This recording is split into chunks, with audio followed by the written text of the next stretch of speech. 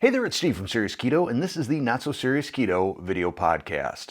Now, the reason the podcast shifted to Tuesday instead of Monday this week is not because I did that Keto Chow video. That was originally planned to fall on this Wednesday, but I had a heck of a time recording this podcast this weekend. It did not go well. I think I recorded it 4 separate times. There was one time where there were a lot of audio issues. That was actually the second time, which was the one where I couldn't get words out. But the first time was a lot of audio issues. Just extraneous noises kicking in, whether it was the furnace or the condenser on the little bar fridge that's over there that you can't see, or I've got some baseboard heaters also down here in the man cave. The second episode, or the second try that I took at it, boy, geez, like it's getting any better this time. The second time I tried doing it, I couldn't get my thoughts together. It really felt like the brain fog that I get the day after doing a cheat meal, but I didn't have a cheat meal, so I don't know what the problem was exactly. I can't remember. Oh yeah, the third time, by the time I got to the third time, I was starting to get frustrated, and I think it kind of came off that way in the podcast. I seemed rather complainy, and I didn't want to be that. So then the fourth time I did it, it seemed like everything went pretty well, and then I got it into the video editor, and I just looked awful by that point. I think I was so exhausted and frustrated that even though I thought my tempo was upbeat and I thought my tone was upbeat, just didn't look right. So not like you needed a 2-minute explanation on why the podcast shifted by a day, but there it is. Let's get on with the podcast, shall we? Let's start off. Oh, here's something that's kind of wild. This weekend, I had got onto LinkedIn, and I don't know why I bothered getting onto LinkedIn. It's kind of like picking a scab. I've expressed my disdain for LinkedIn, I think, a number of times on this podcast. But I get out and I see I've got a bunch of the little text bubble, like I've got some direct messages. And it's a bunch of direct messages congratulating me on my 6-year anniversary of Serious Keto. I didn't realize that that was the 6-year anniversary. Also, of all the people that sent me a congratulation message, not a single one was personalized. Everyone was one of the 3 buttons, the canned responses that you can pick. And I only recognized 2 of the people, only 2 names. Everybody else, I have no idea how they know me. But anyhow, so 6 years of Serious Keto. Hooray! And then later on this month, I've got my birthday, so I ought to be able to remember that these 2 things both happen in March. I can remember the birthday part, but so anyhow, yeah, happy birthday, Serious Keto, and in 2 more weeks, happy birthday, Steve. The next topic is not keto, but it is sort of health related, and there's a little bit, I think, of overlap with my channel because it does involve blood glucose. But last week, Terry and I went to Courtney's yoga studio, or the studio where Courtney teaches yoga. She's a certified instructor for a number of things, but hot yoga is one of them, and we went and did hot yoga for our first time ever. So hot yoga is yoga in a dark room where the temperature is set to 100 degrees or higher. Now, I thought this would be kind of cool. I thought, all right, kind of like a little bit of a sauna, kind of a detox. Not that I've got any toxins I feel like I need to kick out, but, it's good to get a good sweat going from time to time. And I also kind of like the idea of yoga in terms of the strength and flexibility that you can get from it. What I don't like is that every time I try and do it, I feel remarkably uncoordinated. But I guess that's part of the learning process.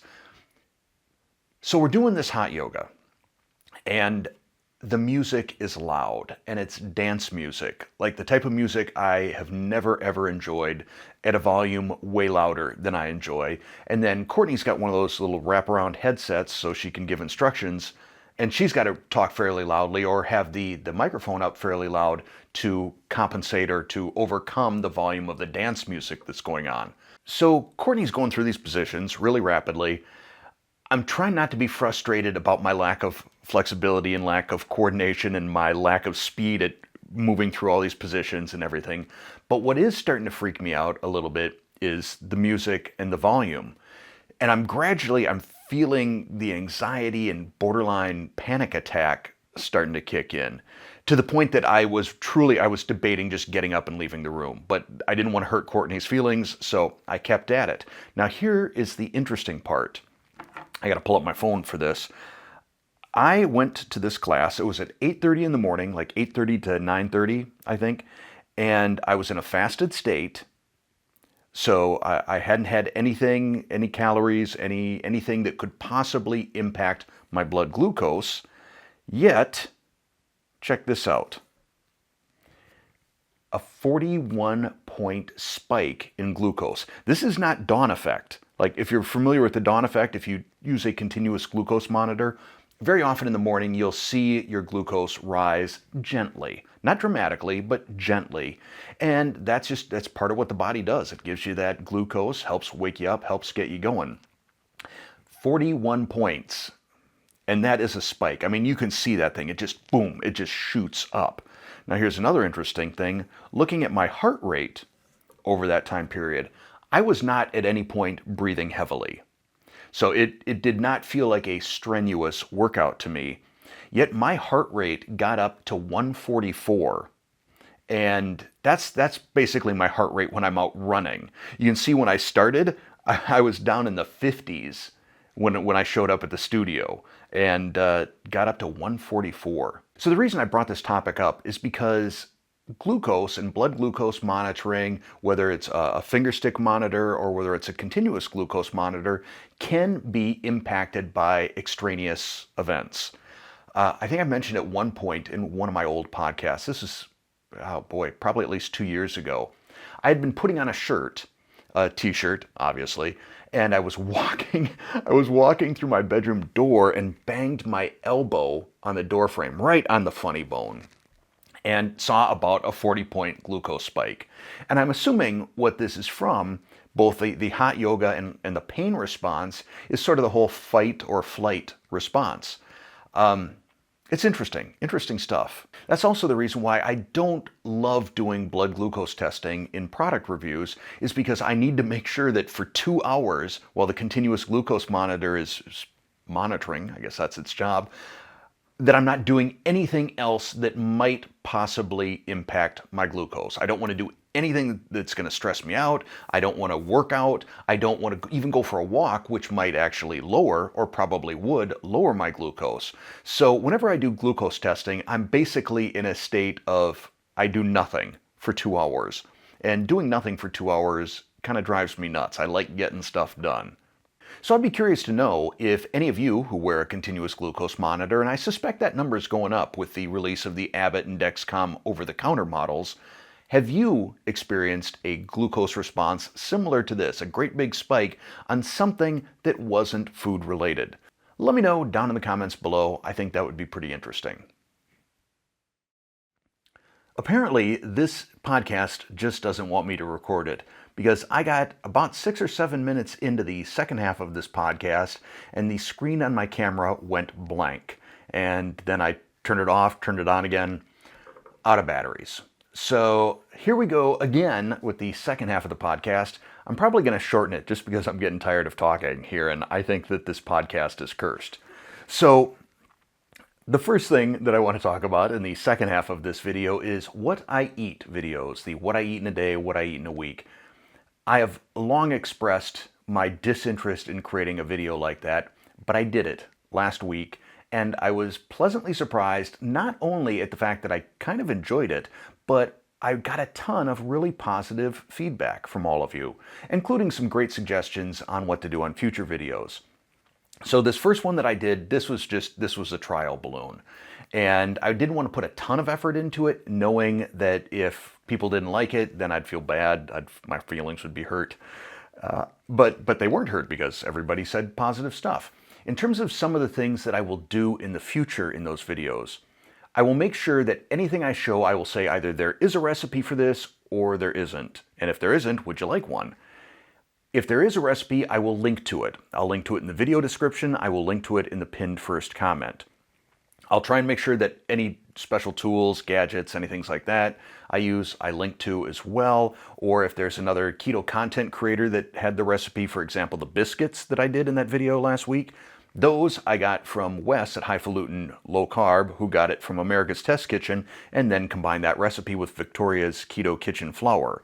So for me to then claim it as my own, I can't do that. I want to make sure that I'm pointing to the sources. So I pointed to Wes, Wes pointed to Victoria. So there you go. What was the other thing that I was going to do? Oh, yes. So making sure that when I have leftovers, that I'm really clear about the meal sequencing.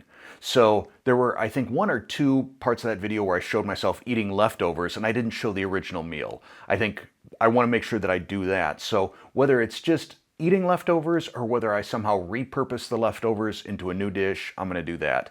The other thing that I want to do, and whether it's part of what I eat in a week or just its own separate standalone video or videos, is bulk ingredient prep. I say bulk ingredient prep rather than bulk food prep or bulk meal prep because to me what I want to do is show people how to prep something like, well, especially proteins. So you go to the grocery store and you see a given cut of meat, or it's chicken thighs or whatever it is, and it's on sale, and you're thinking, wow, I can't pass up this price, but what am I going to do with 5 pounds of chicken thighs? Well, I want to do some videos like that where I show here's how you can sort of generically prep these and then vacuum seal them, freeze them, whatever you want to do, so that then you can use them in a number of future dishes. So that's coming in the future. But I want to say thank you to all of you, not only those of you who gave me positive feedback on that video, but those of you that kept sort of nudging me, make a video like this, Steve, just try it. So thank you. Now, I had about 4 more topics for the podcast, but given the fact that I've been having such struggles with this particular podcast, I'm only going to do 1 more, and that is a continuation of some topics that I've done previously on RFK Jr. and Health and Human Services and my wish list.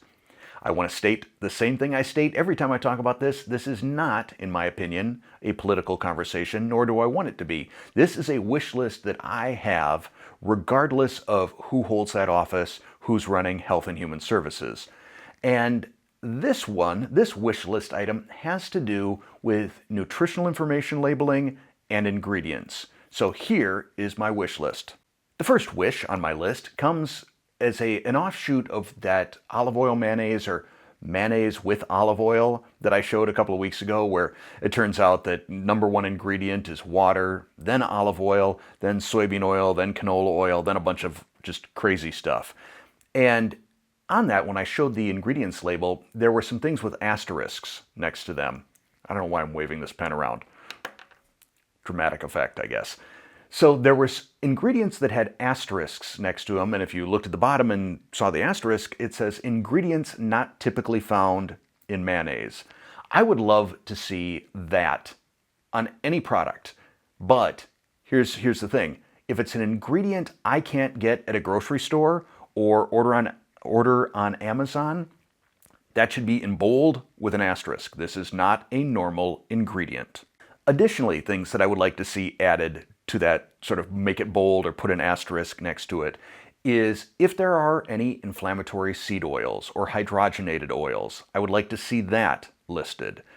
Added sugar, I would like to see that in bold with an asterisk next to it.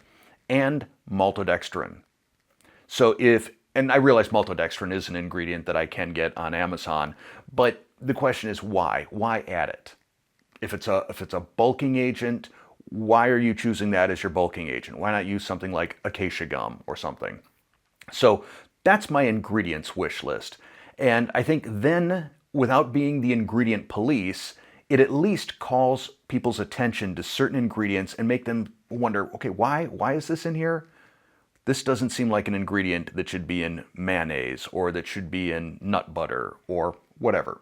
In terms of the nutritional information, first off, I would like to see some form of standardization around serving size. So basically, the manufacturer can enter almost any serving size they want. And in my experience, I think they usually go low on serving size. And they do this because the FDA or USDA allows for a certain amount of rounding in terms of calories and grams of macronutrients. So anytime you've got less than 0.5 grams of something, you can round down. So you can take 0.5 grams of carbs and call it 0 carbs. You can take 2.5 grams of carbs and call it 2 grams of carbs. And I don't like that. So I would address that two ways. First off, have the macronutrient information listed either by 100 grams, a serving size of 100 grams, or for the entire box or can or whatever it comes in. I think that makes it a lot easier to sort of compare apples to apples, if you will. If you've got two products and you're like, which one is better for me? Which one is worse for me in terms of carbs or whatever it is, whatever the macronutrient allowances we're giving ourselves. I think the other thing that could help out is require macronutrients to be listed out to the 10th of a gram. No more rounding. If it's 0.4, it's 0.4. It's not 0. So those are the things that I would like to see. The final thing that I would like to see kind of revolves around net carbs. And what I have found, I did an entire podcast on it, net carbs versus total carbs. Sometimes you can trust them, sometimes you can't trust them. And really what I've kind of discovered is the issue is the FDA or the USDA allows for a pretty relaxed or liberal classification of what is fiber. Now, for a net carb calculation to be true, that fiber needs to be non-metabolized or non-digested. And clearly that's not the case on certain products. A number of breads and tortillas that I've tested show that. So I would like to see some sort of a better test for what could be categorized as fiber. Or maybe we don't call it fiber anymore. We call it non-digestible carbs or something. But because of the fact that there is this latitude with what's labeled as fiber, I think also the other sort of non-digestible carb that I'm thinking of would be like allulose, for example. It's probiotic or prebiotic, I forget which, but that should not impact blood glucose. It's supposed to go through your body unmetabolized. So maybe we create a category that's called metabolized carbs, and that replaces net carbs. I don't know. I don't know if we're ever going to get there, but it frustrates me that so many manufacturers put a great big net carb label on the front of their package and it still spikes your glucose. If it's truly 2 grams of net carbs or 3 grams or 0 grams, you shouldn't see any sort of a glucose response. So that is pretty much my wish list right there for nutritional labeling and ingredient labeling. If you've got something you'd add, I would love to hear about it. Let me know down in the comments below. But I am going to end this podcast right now before I screw it up anymore. As always, I really, truly appreciate you tuning in. We spend this little bit of time together. Outside of the live streams that I do for my channel members, my paid channel members, this is my main interaction with all of you and with your comments. So I want you to know I really, truly appreciate you tuning in. As always, thanks for listening and thanks for watching.